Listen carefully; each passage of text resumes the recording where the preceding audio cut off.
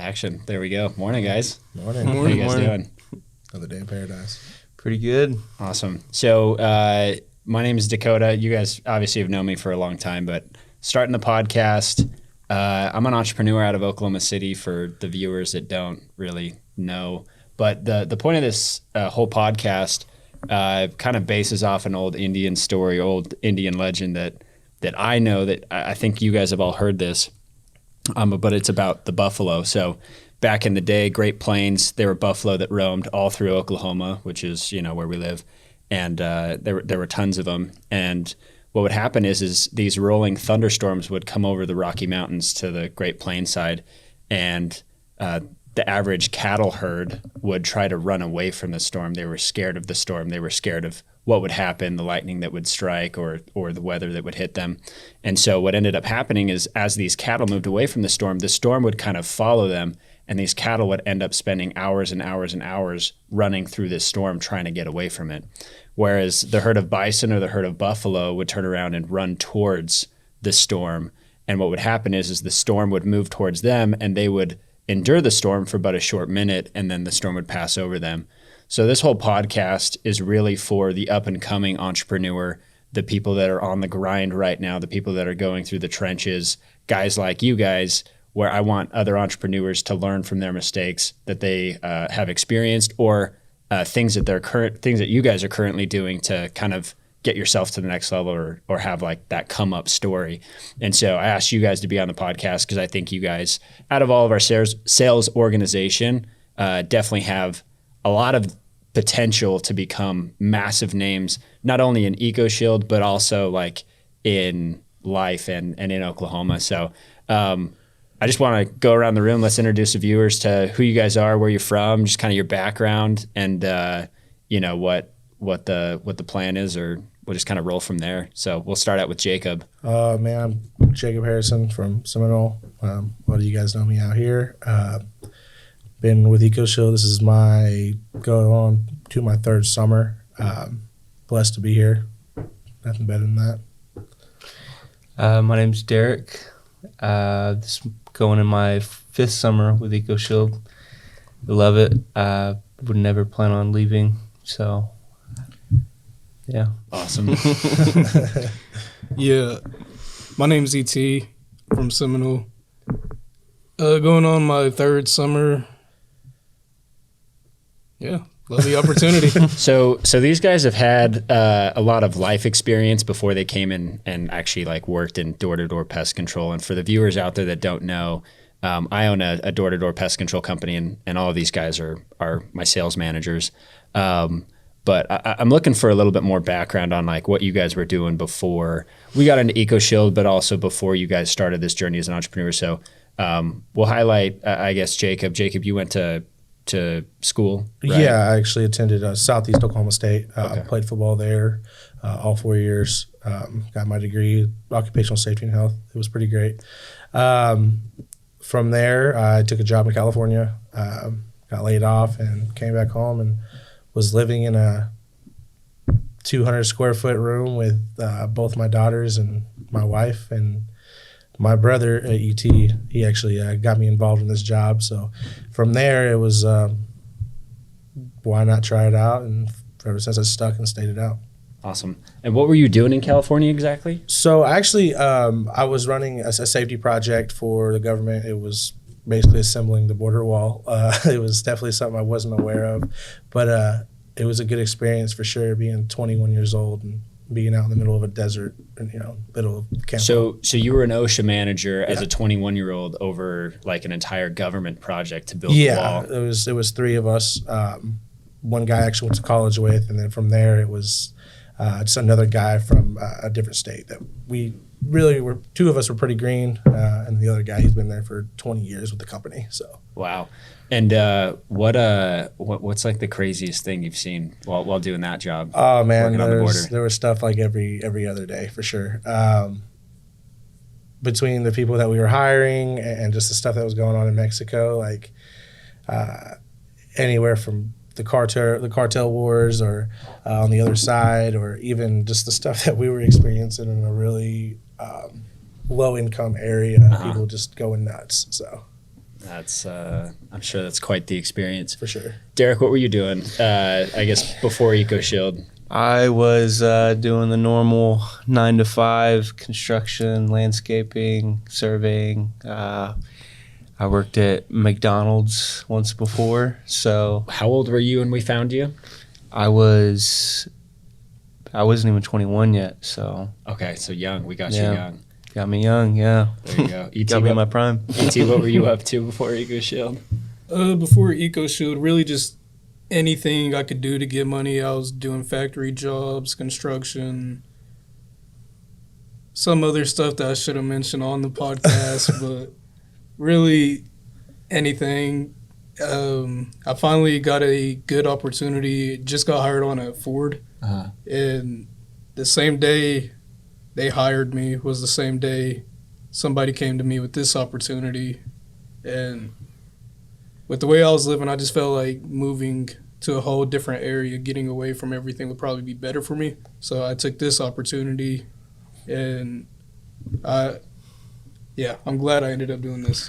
So Oklahoma is an interesting state. Going off of what ET said, I've been doing pest control sales and like recruiting out here for 8 years. And my background, where I grew up in Arizona, when you recruit for door-to-door sales or just recruit for pest control in general, it's almost like everybody that I know has already heard of the job and understand the opportunity, understand that it's a really difficult job to do. It's a really difficult job to be good at. And when I moved out here to Oklahoma, it's almost like nobody had ever heard of the job before, and nobody's ever heard of this opportunity. And so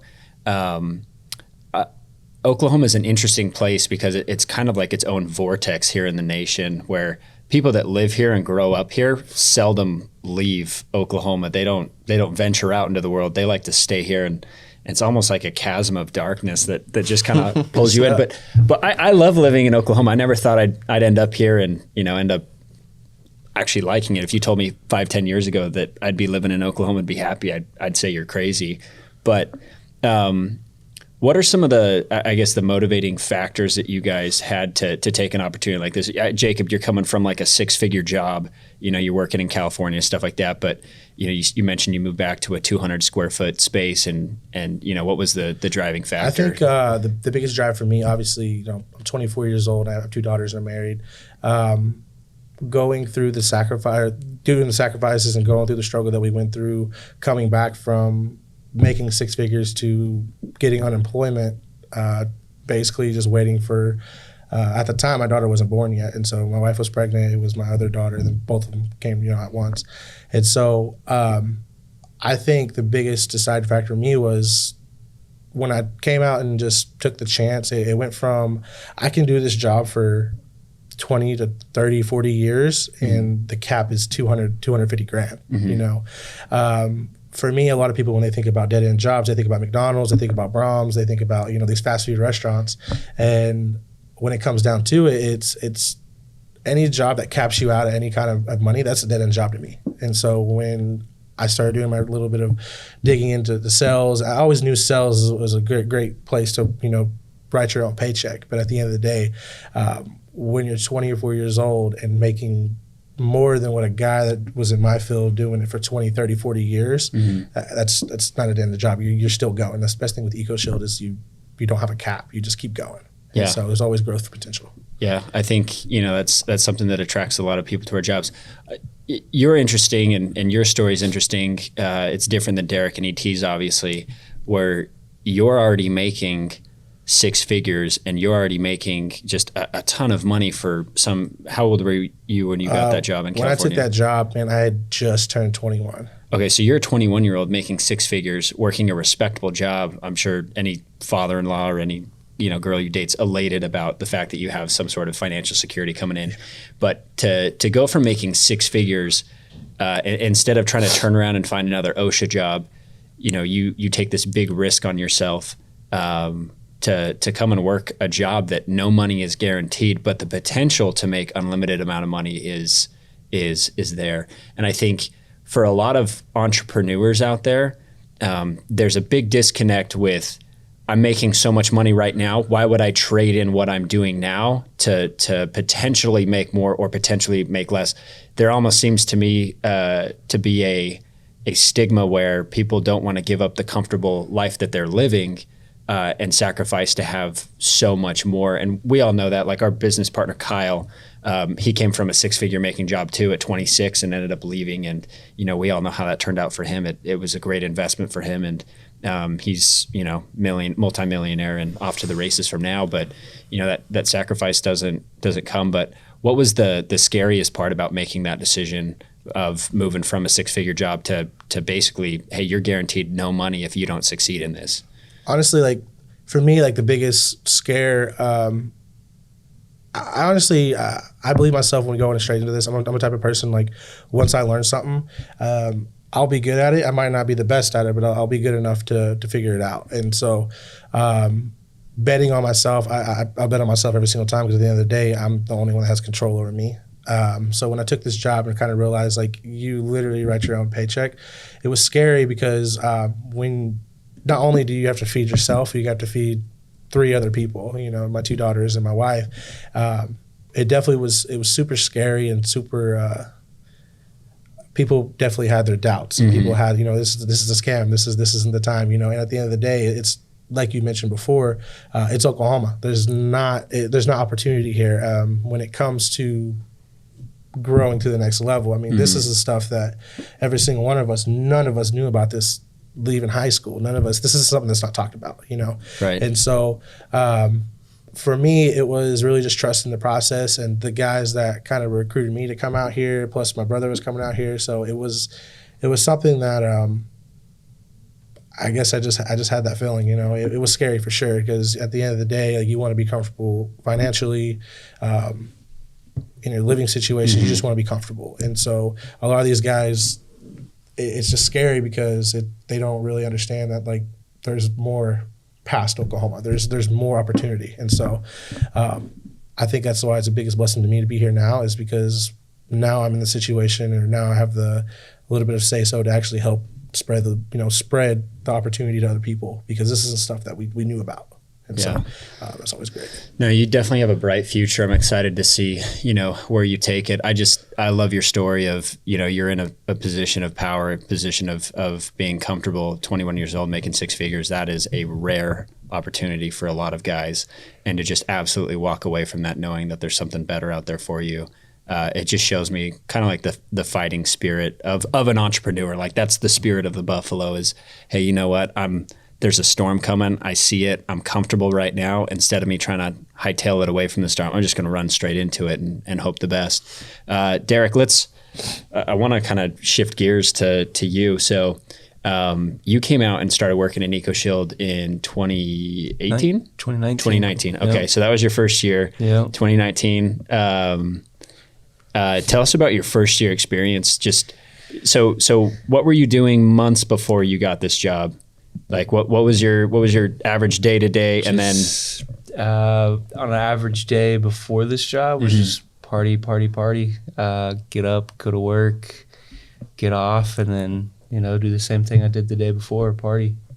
As far as that goes, when I was coming into EcoShield, it was funny that ET brought that up as far as him getting a new job and then that day getting this job offer to come over to EcoShield because the same thing happened to me. I started a landscaping job and then that day my buddy invited me to come out to Houston and start working. I had no idea what I was doing, but I said, you know what, I'm going to take the leap and ended up just driving to Houston 3 days later and I did it. I ended up almost quitting 2 weeks into it. So that was that. I ended up having people talk me into staying, and I stuck it out, and now we're 4 years in. So that's Derek, you're one of my favorite guys that have ever come through my door. So for viewers that don't know Derek, when I met Derek was really shy, really quiet, didn't have a smile on his face, just kind of had a dark countenance on him where, the first time I met you, I looked at you and I was like, there's no way this guy's going to sell pest control. But, at the time starting the business, low key, we needed warm bodies to throw on the doors. Like Yep. we needed people that could just go and say, hey, do you need pest control? If we can get it done, we can do it cheap. So, we took on Derek, and your first summer you sold how much in revenue? 55K, Which equates to how much commission? like 8 or 9 grand. 8 or 9 grand. So, Yeah. so not much money, right? Like it's almost laughable for it's actually not bad for like 4 or 5 months of work for, a 19-year-old. But what was the deciding factor? You made 8 to 9K, you had this good job offer lined up at landscaping and the party lifestyle. Like what was the motivating factor to come back and I guess really try your hand at this again? I seen everybody else doing it. Uh-huh. I seen, you, Connor, and Rain, and all these other guys just coming out and killing it, making great money. And I decided that I'm in the position that I am. I am shy and I'm quiet, and this job is really hard for me to do. But if these guys can do it, these guys are just like me, I can do it too. So whether it's 4 or 5, 10 years down the road, or next week, I can make it happen. So I just stuck with it. That's awesome. And then this last summer, before we shift gears to ET, this last summer, you had an incredible breakout year. You ended up servicing over 300K, which equates to how much in commissions, sales commissions? About 125 grand. 125 grand. And you made that in 5 months, 4 months, 4 months of summer. What was a big difference for you? I mean, from your first year in 2019 to 2022, like going from making 8 to 9 grand in sales commissions. I know a lot of kids that have come in my door, they make that type of money. They walk out forever and they say, I'm never doing that job again. Yeah. That was really hard. And unfortunately, that's the same for most business endeavors that I've been involved with. Is a lot of kids will experience just some fraction of failure, and they typically give up, and then they go back to a 9 to 5, and they tell themselves, that was the opportunity. I took it, I tried, and it's never going to happen for me again. And then they get sucked back into the 9 to 5 jobs. They get sucked back into the Oklahoma vortex, and they get lost in, I'm going to go work at Joe Cooper Ford for the rest of my life. Not that that's bad. We have so many friends that have worked with us that absolutely slayed at Joe Cooper Ford, that make great money as car dealers over there. But working the construction jobs, working the oil field jobs, we have so many guys just go back to the oil field because it's stable money, but it's a horrible lifestyle. And we know, how rough it is in the oil field because, a lot of friends, a lot of us have worked in the oil field and know what that's like. But, that's also another reason we wanted to have you on the podcast first, is just the fighting spirit of the Buffalo. There's, not a lot of people come out their first year and do extremely well, but to turn around and have that spirit to fight back, and even know that it's going to take 2, maybe 3, maybe 4 years to start seeing the results that you want to see, being patient enough with yourself and also with the opportunity, and trusting the process and trusting the commitment that you have towards your job, but also towards yourself. And growing. Something that I'll highlight about Derek is I come into our office that is actually just down the hall from this podcast studio. And last year I would come into the office all the time, and every time I came in, Derek was always sitting down reading books and doing his thing, putting in, the midnight, burning the midnight oil. That's the saying. So yeah. Burning the midnight oil, if you would say, just developing himself. And you guys know I'm a big believer that if people want to be successful, they need to change who they are as a person. Like, you can't live a life of debauchery and expect to have this amazing, incredible life of success where you're going to make tons and tons of money. You might make money, but you're not going to be able to sustain it if you're continuing the party lifestyle or continuing the I'm going to go out and drink and stay up till 3 a.m. Like, you have to learn some level of discipline. And I've seen that with Derek, especially over the years, just that transformation happened. So we'll shift gears to ET. ET came on 2021 was your first sales season with us? Yes. Okay. Yep. And tell us a little bit about, so you got a job at Ford, last minute reach out by a friend to come and recruit you. Similar story to me. I got recruited very last minute. And then you ended up calling Jacob and saying, hey man, I got this job. Why don't you come out and do it with me? And then you decided to phone up Jacob, your brother, and say, hey, we should go do this pest control job. But tell the viewers a little bit about your day-to-day before this, and then really the mindset shift that you had to have to even take this opportunity.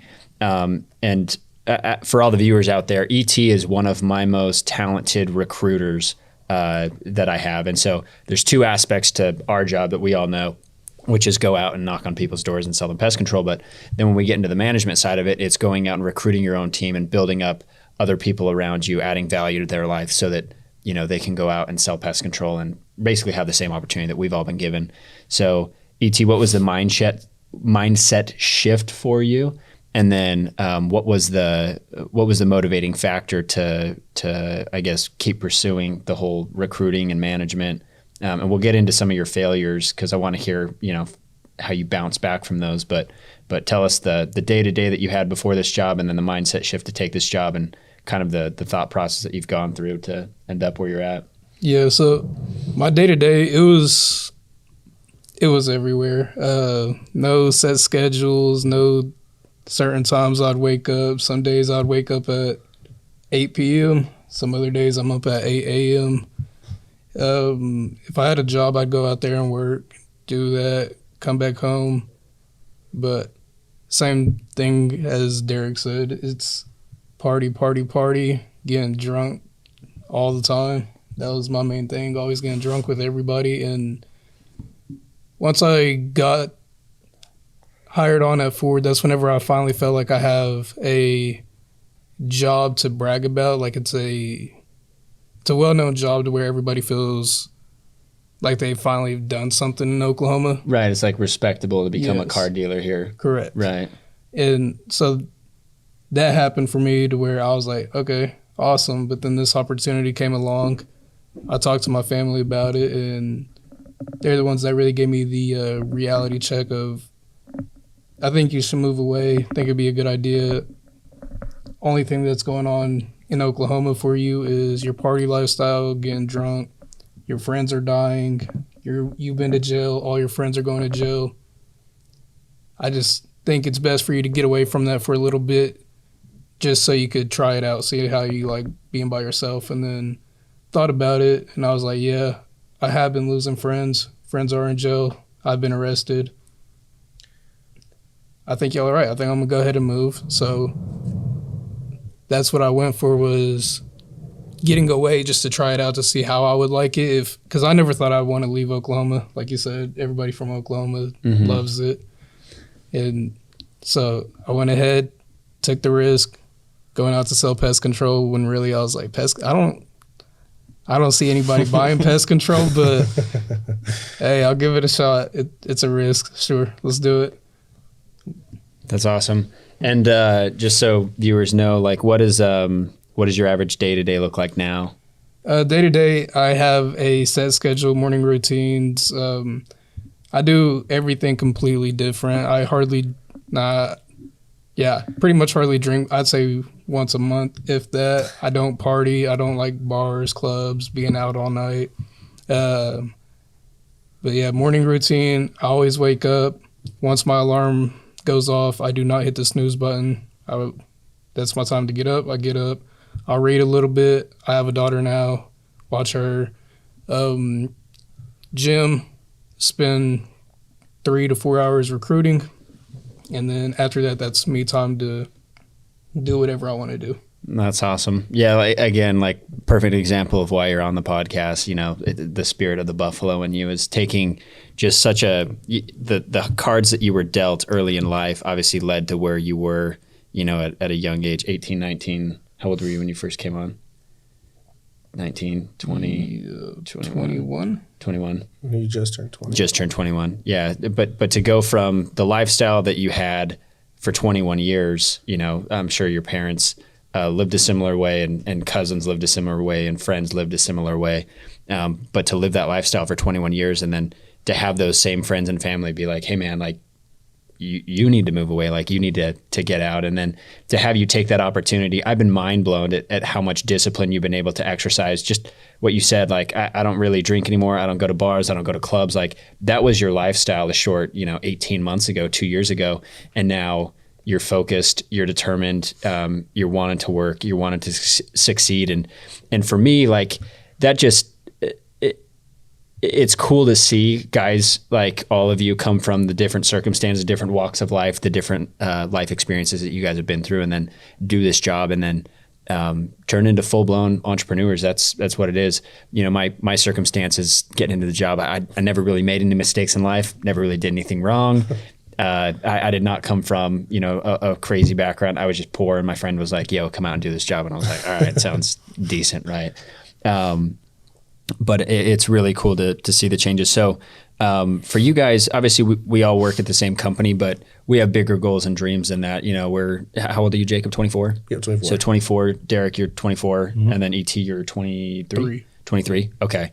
You guys are all extremely young for considering all things. And, obviously there's a lot more that you guys want to accomplish in life, but where do you guys see yourself, let's just say 5 years down the road, 10 years, actually, let's go 10 years down the road. Like, where do you guys want to be 10 years down the road? And then what habits are you implementing now to get to that vision? We talk all the time just in our sales meetings and things that I teach you guys is, a goal is a point on the horizon. And if you don't have a point on the horizon that you're headed towards, you could start hiking in any direction and you'll end up anywhere you want to be. If you're focused on that one specific point. So what's your guys' point on the horizon? And then what are the steps you guys are making now towards that journey? A journey of 1,000 miles begins with one step. And so what are those steps that you guys are starting to take to end up where you want to be in 10 years? We'll start with Jacob. Yeah. Yeah. I think for me, I've always, besides like having to go to work, I wasn't like a morning person at all. Like I had no morning routine.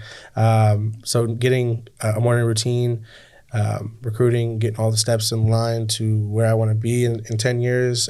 In 10 years, I want to partner with the company, be a part owner of the company. One person that I could sit down and say I aspire to be would be the business, Kyle Worthen. He's a great example.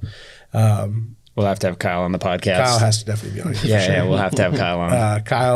Kyle's a good guy, probably the biggest heart in our company. He pops in every once in a while. That's what I want to have other offices around. I want to have an empire. I want everybody to be able to. It's just the opportunity that's available for everybody. When the more people that we have doing this job and offering to other people, it's just more lives that are being changed. For me, it's the money's cool. The money's awesome, but when you have the opportunity to, I don't know. There's a whole we always joke around about it. It's hard to do rich things with poor friends, when your whole family is eating, your whole family is at the table together. It's a lot better when you're not just doing it by yourself. Yeah. And so in 10 years, I would say, ET's going to be with me, Derek's going to be with me. We're all going to be at this big table. In 10 years, I want to see everybody at this table. Yeah. And so for the steps that need to be taken are definitely being already implemented. So yeah, to get to that point. And I'm certain that you'll be there in honestly less than 5 years. I don't think it'll take 10 years for you guys to get there, but there's so much truth to what you said. I've learned this definitely through my career and the experiences that I've been through, but money's not everything. I think Jim Carrey said that I wish everybody could be famous and successful and have everything that they ever wanted to have because they'd realize that it's not the answer. I feel like for a lot of young, hungry entrepreneurs, that's all they're focused on is the money, the status, the style, the fame, especially in today's day and age. Like we have, young 18, 19-year-olds that only care about driving, the nicest car or what's the word? Posting something that's not really like flexing. Okay. Yeah. So like fake flexing, right? Like all kids want to do now is look rich, but they don't actually want to do the work or put in the time and the energy. And I think something that's so key and highlighted about you is, you're talking about where you want to be in 10 years. The focus wasn't so much on the money. The focus was the type of person that you want to be. And again, we're such big believers of that in our organization. You become the type of person that you want to become through your own discipline and your actions and stuff like that. And the better person you become, the happier you become, the more disciplined you become, the more successful you'll end up being. And I think you have, a good head on your shoulders to move towards that direction. Is I'm going to focus on me. I'm going to focus on developing myself. I'm going to focus on adding value to people around me. And I know if I do that, not only will I be an amazing person, but I'll have the lifestyle that I want to have. And then something that you mentioned is I want to be able to share that lifestyle with the people around me, which is, super rewarding. So Derek, what's your point on the horizon? Where do you want to be in 10 years? And then what things are you doing now to get there? 10-year goal, 10-year vision. I think it's pretty much the same as Jacob. You know, I want to partner with the company and build a lifestyle for myself, my family, and other people around me. You know, I don't see myself ever leaving EcoShield, but I do want to build my own business or businesses on the side. You know, I've seen you out here doing the towing business and doing your thing with that, and I want something like that besides EcoShield, whether it's you know, a clothing line, I don't know, something whatever it is, like power washing business. We have the free time and the resources to do it, so why not? Exactly. Is there anything that you want a business endeavor that you want to get into eventually? You know, Man, everything. I don't even cut hair, and I've thought about opening a barbershop. So, you know, anywhere from a car wash, a barbershop, a power washing business, doing something that, I mean, my dad's retired now, you know.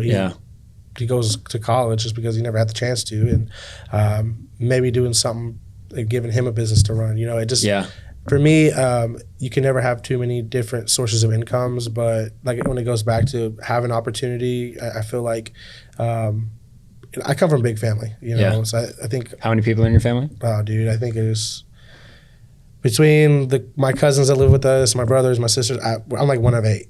And so there's a lot of us for sure, you know.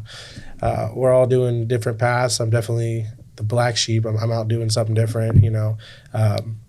But I think when it comes just down to just running any kind of business, of basically saying when it's mine, you know, I can do it. Right. That's just a big achievement for me, is because, you know, 2-3 years ago, I didn't have that. I was working for somebody else, you know.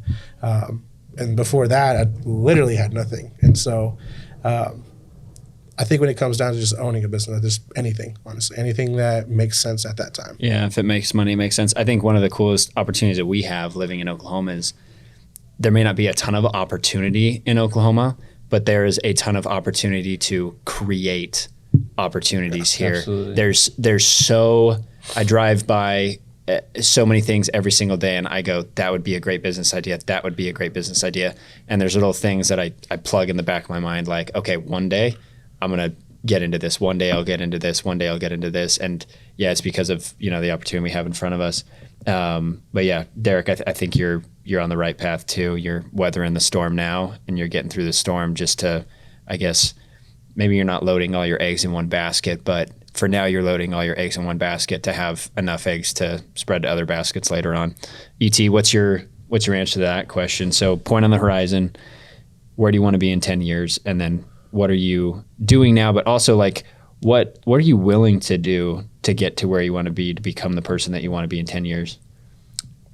Well, it's going to sound pretty funny to a bunch of people who listen to this podcast, but in 10 years, I'll be 33 years old and retired.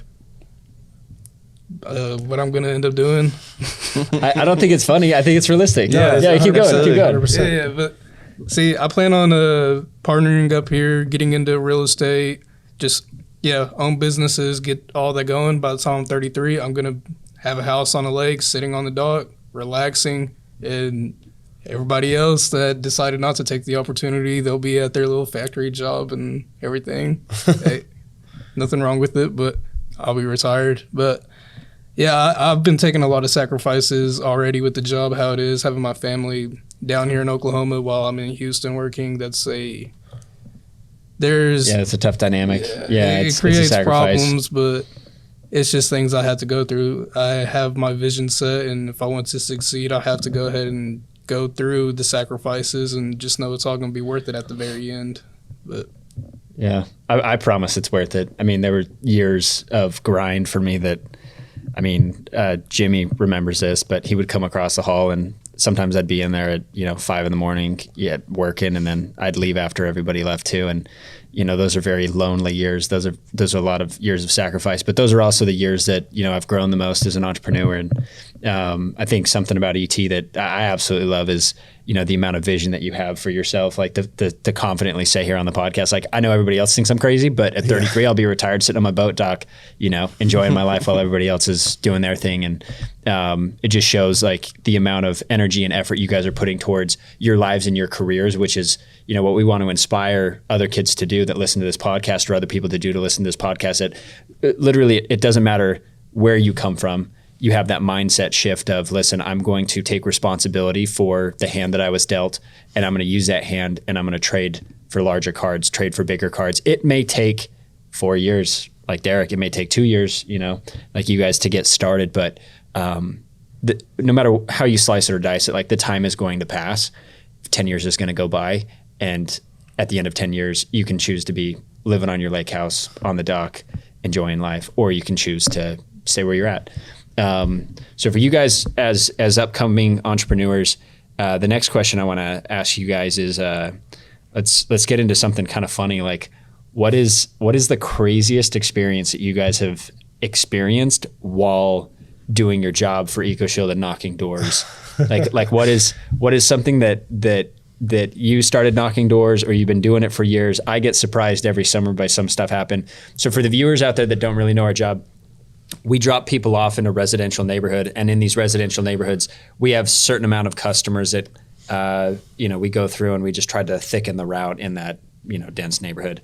And what happens is when you knock through neighborhoods every single day, you run into a lot of crazy crap that normally people don't see. Like, there might be one incident that happens on your street in your neighborhood once a year that you never see or find out about. The cops show up, they take care of something while you're at work, and then maybe one of the neighbor makes like a post on the neighborhood group chat and says, like, this happened today, and everybody's like, okay, not a big deal. But when you're out there knocking doors, you see stuff almost on a daily basis. It's like, wait, what? Like, I live in America and this stuff is happening. So what is the craziest thing that you guys have experienced on the door while doing this job? If you have your answer, like, speak first so everybody else can think of theirs. But I don't know. There's a lot of I'm crazy in the stuff. same boat. I feel like being put on the spot and answering that question, you have to really dig deep. There's a lot of different stuff that I've seen, or I wouldn't say been a part of, but I think one of the most scary things is, somebody pulling a gun on you. Yeah. That's happened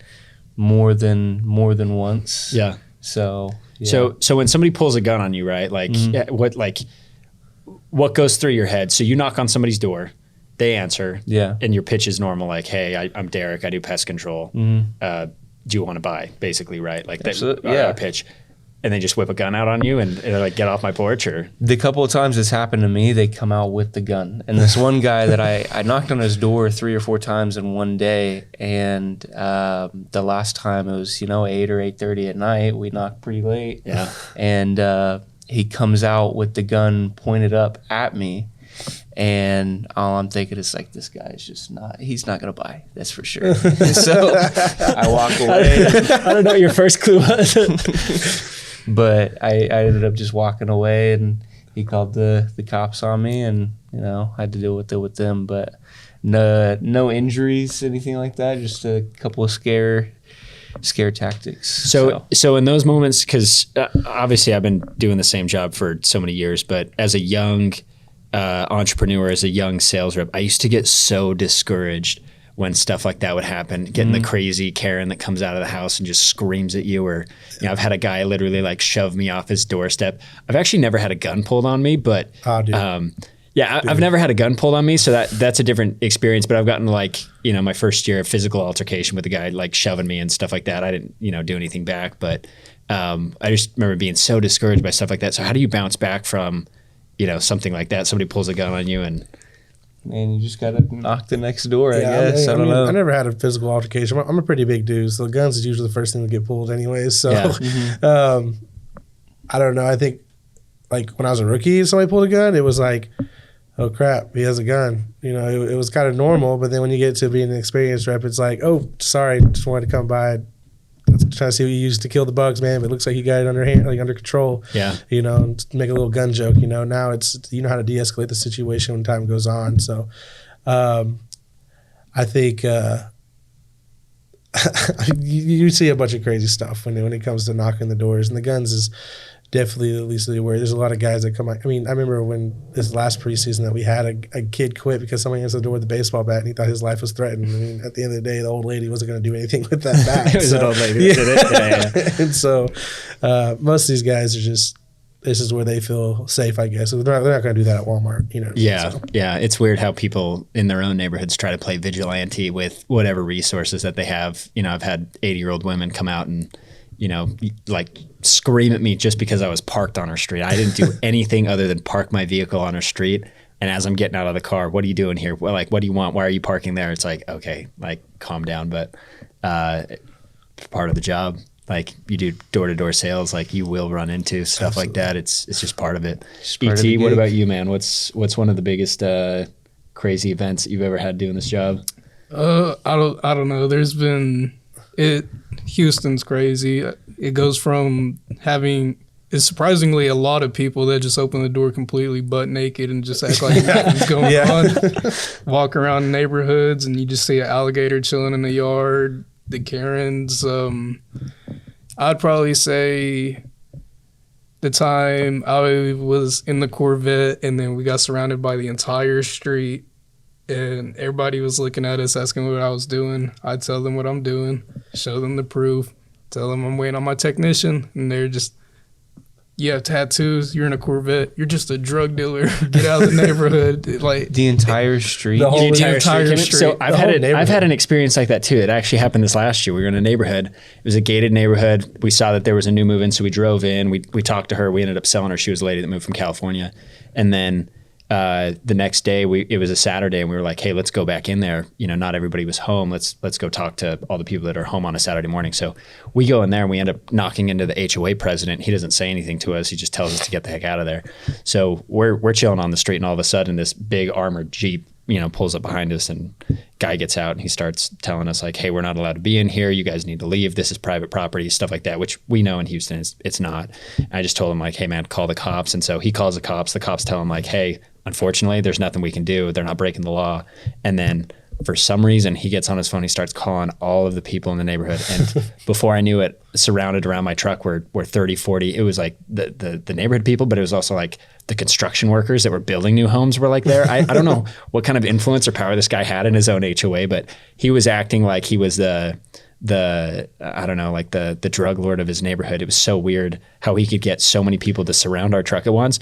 And then as I was trying to leave, he tried to like ram my truck with his Jeep. And it's like, guy, we are just knocking on doors and saying, hey, do you want pest control or not? Like, it is a simple yes or no, 5-second inconvenience. It always blows my mind that people can spend so much energy trying to get mad at the door-to-door salesman. And it's actually kind of sad that people waste so much of their time for a 5-second conversation, like knock on the door, not really inconveniencing you, but that they'll take the time out of their day to, I don't know, go to the extreme, like surround you with the entire neighborhood or, you know, chase you down the street or even call the cops. So we'll shift back to the entrepreneurship side of our job. You know, like we all sell pest control, and that's great for a lot of people on this podcast. The opportunity is available, you know, for all of you guys. If you guys feel, you know, so inclined to want to come work with us, just DM us or ask us. But the last question that I have for each one of you guys, and thanks for being on the podcast today, is if you can give any advice to a young 21, 22, 23-year-old kid that is doing nothing with their life. They're working their job at Walmart. They're getting done with their job at Walmart. They're going home. They're partying. They're playing video games. They're living with mom and dad. They're just doing what a normal kid would do, anywhere from 18 to 23 years old, not really going to school. Not that I think school is that important. That's a topic for a different day. But, you know, what is a piece of advice, something that you have failed, something that you have learned? I always think that learning from other people's failures is the time that I learn a lot. Other than my own failures, I've learned a ton. So something that I've learned, just to kick off the conversation, early on in my career, I would hire just anybody that I possibly could to come and work with us. And I was always under the impression that I could change the way that people thought and the way that people acted. And I can't change that. People themselves change that. I can help influence that by being a good example and applying correct principles to my life, and then, you know, showing you guys how that's all done. And then also encouraging you guys and holding you accountable to do those things. But there's one thing I've learned, it's, you know, and this is from my own failure. I started a pressure washing business about 2 years ago with some friends, and, you know, really good friends with them before we started the business. You know, there was somebody that mentioned to me like, hey, never get into business with your friends, but I work with my friends on a daily basis. Like, in my other businesses, everybody that I work with, I'm a friend with. So it's really hard to keep those personal relationships separated. But the one lesson I learned was, if you're starting a business as an entrepreneur and you want to get into something, do not get into business with the wrong people.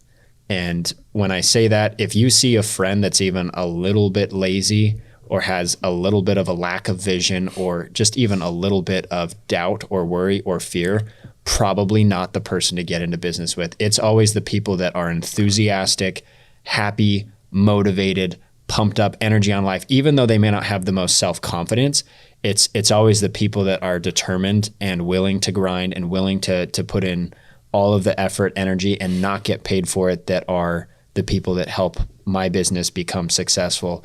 It's people with the X factor. It's people that want to go the extra mile, that have the extra diet, that have the mentality of the buffalo. So for you guys, what is something that you failed at and you've learned a lot from, and that you could give our viewers a little bit of advice on? For me, I think the best advice I can give to somebody that's up and coming would be ditch the victim mentality. Mm-hmm. That's the biggest thing that will get in the way of woe is me. You know, having every excuse in the book for the reason why you didn't do something will definitely hinder your growth, you know, and be a sponge. You can never not learn something. I mean, you're learning something every day. I learn stuff from both of these guys. I learn stuff from you, whether it's a different way to do something or just learning it in general. Yeah. And so I think that's the two things. Is just be a sponge, just ditch the victim mentality. Ditch the victim mentality, be a sponge. I love that. It's key. Derek, what's something that you've... Something I failed at and something I've done. Yeah. Yeah. I've failed at knocking doors quite a few times. Yeah. Yeah. A lot of no's. First couple of summers, yeah.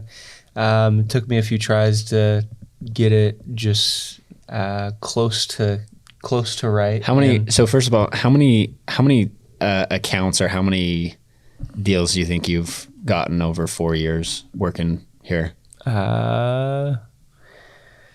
Obviously, the majority of them came in this most recent summer, but 6 to 7. 600 to 700 people over 4 years. How many no's have you had to go through? Gosh, holy cow! That's a big number. Probably 10,000, 20,000. I would feel like I'd feel like more. Honestly, 50,000 no's. Yeah. 50,000 no's for 650 yeses. Yeah. Dang. And this last summer, so you sold 300 accounts, roughly 300K. Yeah. How many no's did you have to go through this summer to get to making 125K just doing this job in 4 months? Of course, I've gotten better at my job. Right. Closing ratio increases. Yeah. So the no's were less and less every year. I'd say if I talked to 30, 40 people a day, I'd close 2 or 3 of those. Yeah. So for the young struggling sales rep out there that has no idea how to do their job, keep hope. There is hope. Absolutely. I think everything has to do with whether it's knocking doors or starting your own business or even working at Walmart. Everything has it has to do with mindset. Uh-huh. If you are working that 9 to 5 at Walmart, if you have a strong mindset, you can change that. Yeah. Become a manager. I don't know. Figure it out. But so what's the advice for the viewers that we have? Knock doors. Knock doors. For sure. Whether you want to be with this company for the next 5, 10, 20 years, or even just do it for a summer, even just having, door-to-door on your resume, that could get you almost anything out there. Yeah. Just put it on your resume and boom, you've got job offers left and right. Yeah. Okay. So to somebody that's, 19, 20, 21, 18 years old, knock doors. Just for a summer. Just try it out. I love that advice. Yeah. Absolutely. We have a kid that we recruited back in 2020 was a year. Oh, you remember Blake Brewster. Yeah. Yeah. So Blake's a good friend of mine, but he came out and he knocked doors with us for one summer. He did well, but he's got a job selling software right now, right out of college. He went to Texas Tech University and graduated, but he got a job right out of college, and he said that every single internship, he came out and did this job when he was a freshman, but every single internship that he has done since and every single job that he has applied for since, when he sits down for the interview, it gets brought up in every single interview. Wait, you knocked on doors and you sold door-to-door pest control? It gets brought up in every single one. And he's like, I promise it is a leg up on everybody else just because he did it for one summer. So I love that advice.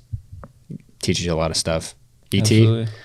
what's a bit of advice you want to give to young kids, young entrepreneurs? Take the risk. Do it young.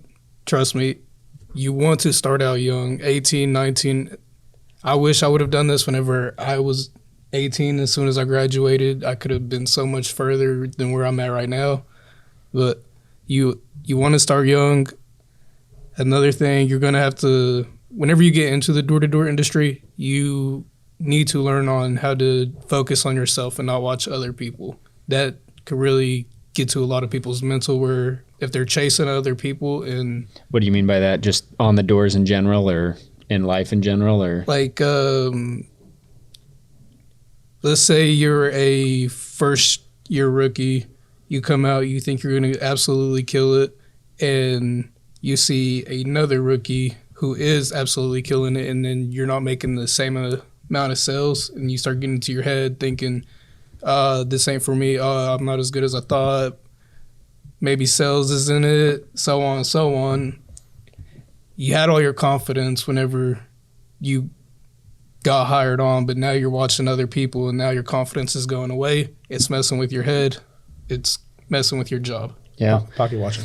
Yeah, I think that's one of the worst things that any young entrepreneur can do. Like, I do it all the time. I look at people that are 20, 30 years older than me that have so much more than what I have currently, and I go, man, how do we even get to that point? Like, how do I have that? And there's almost like, when you compare yourself to other people, there's almost like a sense of entitlement that comes around. Like, I deserve having what they have because I think I'm better than they are.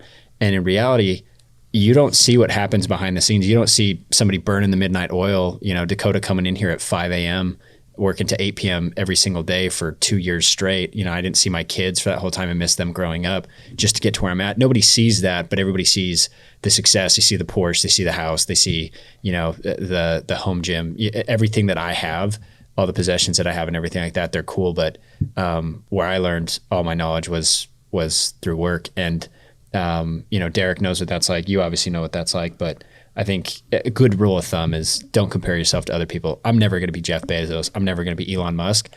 I can be Dakota Atwood, though, and I can be the best version of myself that I can be, and that'll lead me to a copious amount of success.